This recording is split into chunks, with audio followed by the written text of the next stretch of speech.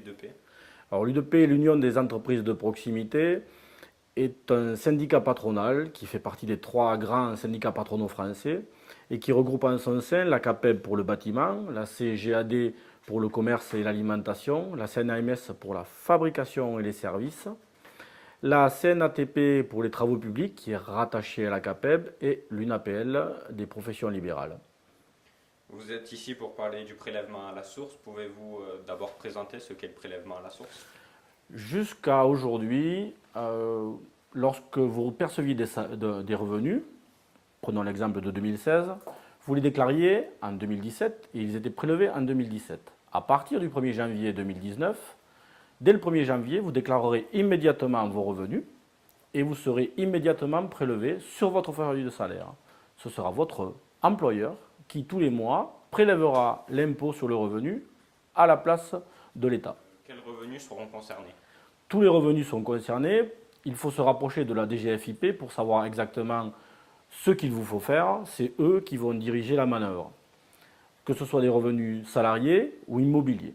Il vous faudra tous les mois, si votre salaire est modifié, revenir sur Internet et remplir, modifier votre salaire afin que l'État vous donne un taux qui sera appliqué sur votre feuille de salaire. Y aura-t-il un impact sur les salaires nets? L'impact sur les salaires nets, il y en aura un forcément, puisque nous allons prélever pour l'État le revenu sur votre salaire. C'est-à-dire que ce mois-ci, vous touchiez 1 300 euros, et le mois prochain, vous allez toucher 1 250 euros, parce que l'État aura demandé à votre patron de prélever les 50 euros d'impôt sur le revenu sur votre salaire net.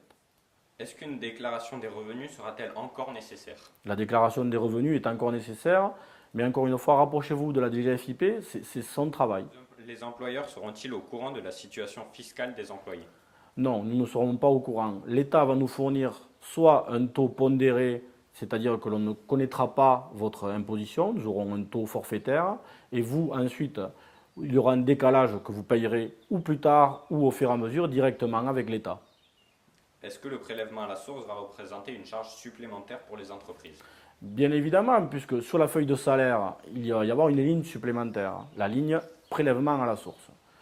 Nous avons quantifié, et cela va coûter par employeur, par salarié et par an, 129 euros. C'est-à-dire que chaque salarié, à partir du 1er janvier 2019, va coûter 129 euros supplémentaires à son employeur, sans aucune aide de l'État.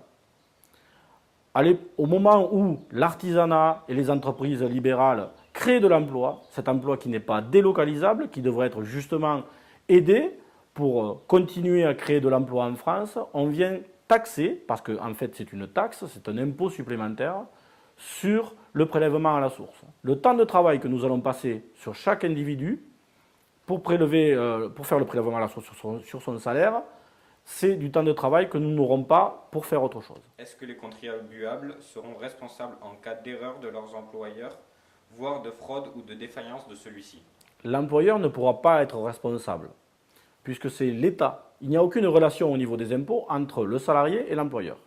Le salarié déclare à la DGFiP, la DGFiP donne au travers de la DSN un taux. Ce taux, l'employeur n'a pas le choix, il est obligé de l'appliquer. C'est le taux que l'État lui impose. On est obligé d'appliquer un taux de X% sur votre salaire. Quel sera le coût sur l'ensemble des entreprises françaises? Le coût pour les petites entreprises et les professions libérales françaises est de 1 milliard d'euros. 1 milliard d'euros la première année et 500 millions d'euros les années suivantes. Cet argent-là, il n'est pas utilisé soit sur les salaires des employés, soit sur la compétitivité, soit sur l'investissement. C'est de l'argent en fait, que l'on rend à l'État. Et 1 milliard d'euros, c'est quand même une somme très importante que l'État devrait nous aider à financer. Le ministre de l'économie, Bruno Le Maire, parle de modifier la TVA. Que pense l'U2P?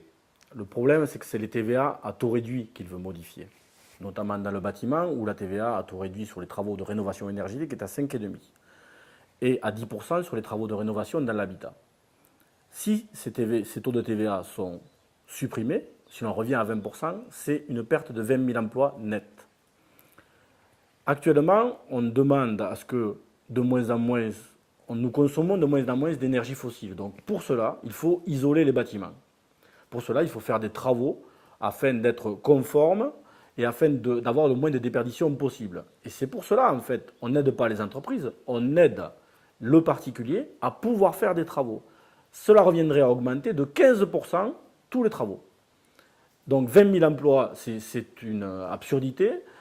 Au moment où on crée de l'emploi, tout d'un coup, qu'est-ce qu'on cherche à faire? À en supprimer. La mesure, non seulement n'est pas bonne, mais même le fait d'y avoir réfléchi n'est pas une bonne chose. Ils veulent faire exactement la même chose dans la restauration, ce n'est pas une bonne chose non plus. La TVA à taux réduit permet de créer de l'emploi et permet de rénover les bâtiments. Merci Monsieur Pérez. Avec plaisir.